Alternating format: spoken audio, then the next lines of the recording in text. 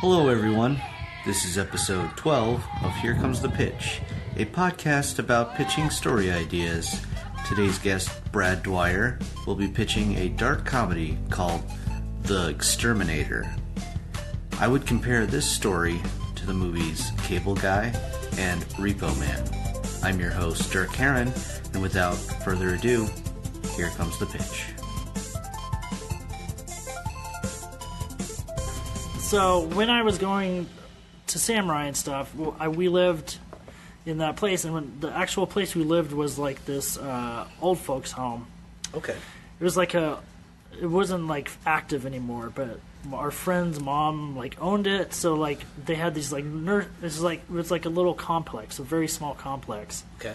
And then the bottom area was like where originally all the old folks had lived, and then there was like 2 apartments above where, like, I guess live-in, like, nurses and stuff were. Okay. Anyways, so all of us, like, punk kids that were friends all ended up moving into this little complex. So we had, like, crazy at the end of a street. And so we had, like, we'd practice and stuff. There was no, like, we were all neighbors, so, you know, it's like, there was nobody to call the cops or anything like that. So we also started, like, doing, like, short movies and stuff like that. Whoa. But they were like really free form. Like we'd do a scene and be like, "All right, what's the next scene?" And then fucking did that kind of shit. And I don't know if that's where I came up with this idea, or if maybe it was for a class or something like that. But anyways, the idea was like because it came from like living with roommates and shit, which right. I lived with roommates for many years Me too. before I met my wife. So like. I think the idea was that like this guy comes home and comes home like drunk or something, and he wants to eat something that's in the fridge that he left for himself earlier. He comes home drunk and he discovers that the sandwich or whatever it is has been, is nowhere to be found, or maybe half of it is hard on the counter or whatever. Uh-huh. And he accuses his roommates, and his roommates like, whatever, man, it doesn't matter, it's just a sandwich. Uh-huh. And so this guy's drunk, so he goes to Craigslist and tries to looks up somebody to kill his friend for this sandwich. Okay. And so he goes on there and he finds like a Craigslist ad for like a Craigslist ninja. Okay. So he orders this ninja right to kill him. Okay. And then I don't even know how Craigslist works. Do they email you back? Yeah, like they usually they post an ad for something, and then you just like sometimes that they leave like a number. Yeah. Sometimes they leave an email address. Sometimes they give you even more information because like if it's something that they're selling, then they give you the address. And what's surprising is like a lot of people like put way too much information, and so it ends up biting you in the ass because there's fucking weirdos that are just like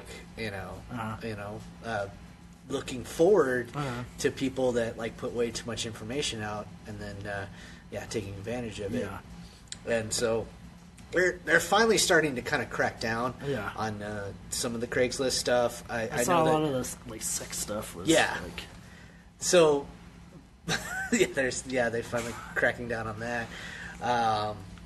But yeah, okay. So I love that it's all just I'm assuming that it got to a point where he's so fed up with his roommates taking advantage of him and the situation that like it's drove him to like being insane in this moment in time, because like he's kind of drunk, he doesn't know. Well, I guess you could take it even further and like have it where like the roommate is like out of work and just living there, and then like he's paying for the bills and shit like that, and maybe that like is why he was like fucking drunk. He just like had a really rough long day at work, right? So he went out and got drunk, and then he came home and wanted this fucking sandwich, and then of course the roommate had already fucking destroyed the sandwich. So. So maybe you're right. Yeah. Well, and maybe it's kind of like he was so drunk that it's like kind of blackout drunk, so he doesn't even kind of remember that like he put out this ad or you know. Oh, like, you know what'd be good is if he got a receipt in the morning. Yeah, or something, or maybe he starts getting these weird emails from this guy like asking updates on like just got into town, blah blah blah. Oh yeah, that'd be good. And then like you know on my way or something like that, and she's just like, and it's so cryptic that he doesn't even really realize like when did this start? Yeah. Why is there like this web of emails coming to me, and then like finding out like maybe coming back from work one day and then finding his roommate murdered, and then like being like, oh my god, and then it kind of all comes back to him like, holy shit, I set up this fucking hit, and then like now what do I do? Like how do I cover this up? Like how do I go about you know, like, do I just call the cops? Like, how is this going to be connected to me? Like, there's all this evidence. And, I think that it could go a couple different ways. It could be where, like, it's something that he's, like, passionate about. Like, where maybe, like, he... like kind of like idolizes. He knows a little bit more about this ninja character. Maybe this ninja character, he's kind of like this. This guy knows him from like when he was like in his prime. You know, maybe he's like some kind of like MMA fighter or something like that. And then he like looks him up and then like asks him to do this thing. And then when he shows up, like he's kind of like this old. Like has been, and then like, you know, like maybe this guy like wants to just more like be like friends with this dude. Like he's just happy that a fan got in contact with him. But you know, he did kind of put it out there that he would kill anybody or blah blah blah, and then like maybe he doesn't even really want to do it, and then like he's like kind of pressured into doing this job or something. Yeah, I think it would be good if like. This like he slowly pieces it together that you know he hired this guy, and then you find out that this guy is like he's not a ninja. Because who else? No, there's nobody that's really a ninja that would put a Craigslist ad. Right, that's true. So it has to be like some like dude that's relatively overweight. And, like, into kung fu movies. Yeah, and. I guess he doesn't have to be overweight. That's kind of fucking. Well, you know, like he could be scrawny. Like I think of like a Danny McBride type of character, somebody to that. You know, way. Like I almost see it kind of also in the realm of like Napoleon Dynamite or something along those lines. What else could we do with this? This is just a vague idea that I had at one point. I really like the like that you were in this kind of situation where like you guys had access to this building and like that you all lived in it. It kind of reminds me of like the movie the original Suburbia, like where like it's these old crusty punks and they're all staying at like this abandoned like warehouse. And then you know just getting on each other's nerves and stuff like that, and until like horrible things start to happen. But I think that could play well with it. I also like the idea that like you could make it more autobiographical. I like the idea of like that you guys did these short films. Like this wasn't a good movie, but it was like a Michel Gondry movie where I can't think of the name of the movie, but it was like with Jack Black and Mos Def, where like they're I know exactly what you're talking about. They accidentally erase all these videotapes and then they end up having to make like all the movies again. And then it's the Sweeting or whatever.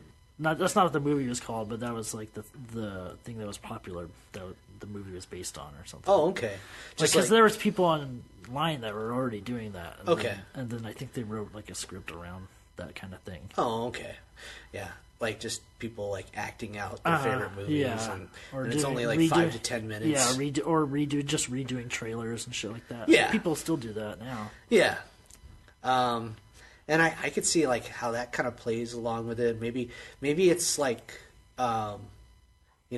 this dude that maybe everybody like in like the building like hate. And maybe they like pull like together and like put some money together like to maybe get rid of this dude, because like he's never going to leave the building, and so that's the only way that they can think of like getting rid of him is to kill him. Kind of reminds me of that movie Bully. Did you ever see that movie? I think I did, but I don't recall. Okay, like the director of Kids, like. Yeah, I did see it before, but I don't remember very well. Yeah, I have a very short life with remembering movies. Yeah, I forget them very quickly.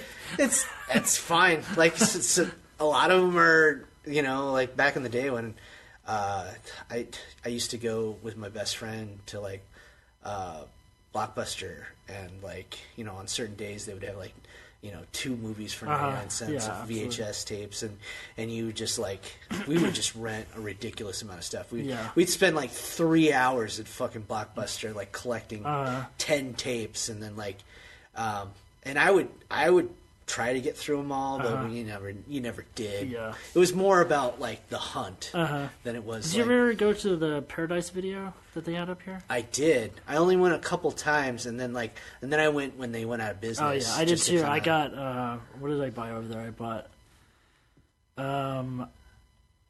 what was it? Godzilla versus the Sea Monster. I bought that one. I bought Night of the Lepus. Okay. Have you ever heard of that one? I've heard of it, but I don't. With Bones from Star Trek is in it. He's one of the stars. And then and I got Jaws: The Revenge. Okay. Like I actually I think I may have bought a couple things, but it was slim pickings by the time I went, and like people kind of grabbed up the gems. And so, well, it wasn't me. I just bought garbage. Well, some of that garbage like means a lot to you. So that's the thing about nostalgia is like someone might think it's garbage, but you might think it's the best fucking thing ever. I didn't know for a long time that people thought like Jaws: The Revenge was like one of the worst movies. Oh, I wasn't aware of that. Which one? I mean, isn't that the one where it's the wife? Yeah. Mm-hmm. Yeah, she goes out on the boat. I couldn't believe like people thought like that was the worst one as opposed to Jaws 3D. Yeah, which was the one with the SeaWorld one. SeaWorld. Yeah. Which I like a lot too. Yeah. I actually like that's probably one of my favorite Jaws movies. Okay. I mean, I love good movies that have fucking weird shitty sequels. Okay. Like that's why I'm surprised you didn't like Darkman too. I don't know. I mean, it depends what it is, I guess. Like, I grew up with all the Jaws movies. Okay, yeah. So, like that and like Planet of the Apes. Okay. Like both of those like are really solid first movies, and then varying degrees with their sequels. Yeah. Jaws more so just downhill, but okay. And I would almost say that with like a lot of the horror franchises. Oh yeah, because I love all the Halloween movies and shit. Yeah, because those are some of them just go right off the rails, and then Seasons of the Witch is a good movie though. Yeah, it's not really a good movie, but it's a good movie. Yeah, I would love to see a remake of that. Like I don't know. Like I almost wish they had just done weird genres or weird anthology after that. Oh yeah, because that's what they were trying to do with it. Yeah, well, I knew that John Carpenter didn't he come up with the idea of it, or for the Seasons of the Witch? Yeah, I don't know if he came up with the idea for it, but he might have. But I knew he backed it. He backed it. He was like, "Yeah, let's do that." Yeah, because I know that like he wasn't happy with Halloween 2, and even though people like Halloween 2, I like Halloween 2. It's all right. Bad, did you like the Rob Zombie ones? No. I liked I mean, I guess I liked portions of it, but there's not like something. I'm never gonna revisit them. Yeah, right. But I'll probably revisit the worst fucking one from the original series. Any day. And that's it's funny because like like I'm a big Hellraiser fan. And so some of the sequels are just unwatchable. Like I recently saw, which is the one where the Cenobite has like the fucking CD thing. That is 3. 3. And that one's pretty tough. Like 1 and 2. I feel like third movies are pretty bad in most franchises, but they're always memorable. Yeah, there's always something you remember from it. I recently saw some of the Death Wishes and just how fucking ridiculous those got. I like aspects of Death Wish. Like I like ultra violent stuff, but I can't deal with like rape stuff. So it got rapey at number 2 was that was so uncomfortable. I watched them not that long ago, and I just fast forwarded past those parts. I was like, I can't deal with this. But 4 is insane, and then 5 is I don't think I've watched all of them. I've watched up to 3 maybe. Okay. No, 4. You gotta watch 4. 4 is great. Is it 4 when they went to canon and shit? Well, 2 is actually where they went to canon. Oh, really? Yeah, but... Oh, yeah. I watched that documentary not that long ago. Yeah, about canon. Yeah. But, yeah, Hellraiser, man. There's ones that are, notable. Yeah. Aren't they, don't they have the direct-to-video ones now? Yeah, because, New Line's just trying to hold on to the rights license, so they just release one, every 2 years or so like that, just to hold on to it. But the new one wasn't too bad. I liked, some of the new characters. Is still really fucking cheaply made and everything, but I don't know. It's got some merit to it, I guess. I don't know. But yeah. But back to your pitch, I just like the idea of a bunch of guys that live in a building. Yeah. That don't have to deal with neighbors because they're basically kind of roommates. Yeah. But they have I like the idea that it's kind of this old retirement home. That's why I love Bubba Hotep. Yeah. Just because I think that something that where it all just kind of takes place in this one building. I love ideas of that nature. That's why I like the new Dread movie. Where it's not that new now, but I love that idea. It's it's blatant ripoff of the Raid, sort of, but and I didn't even really care for the Raid. I thought Raid was a little overrated. The Raid Redemption or whatever, which sounds like a sequel, but it's not. It's that's the first one. It's called Raid Redemption, and you're just okay, because I was confused, because everybody was dude, you gotta see the fucking Raid. You gotta see it, and I was all right, I'm looking for this movie. Can't fucking find it, and then it's you find out it's called The Raid Redemption, and you're just all right, I'll check it out. And then I was it's okay. And then I saw Dread after it, and I was just oh, this is a ripoff of The Raid, but just done better because it's fucking Judge Dredd instead.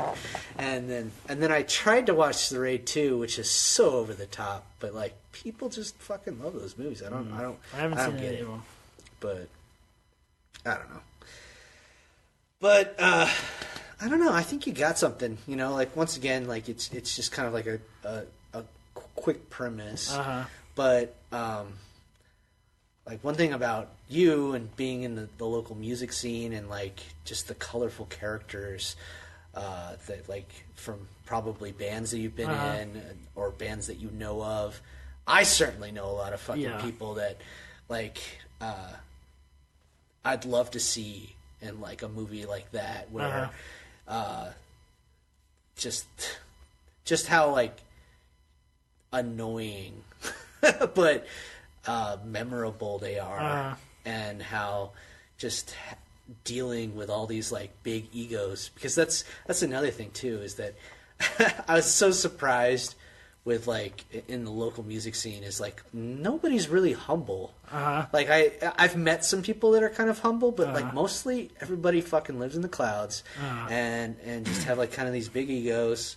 Not naming anybody, but like but yeah, and it's just surprising, like, you know, how they just think that they're gonna make it, but they don't really work to make it. Yeah.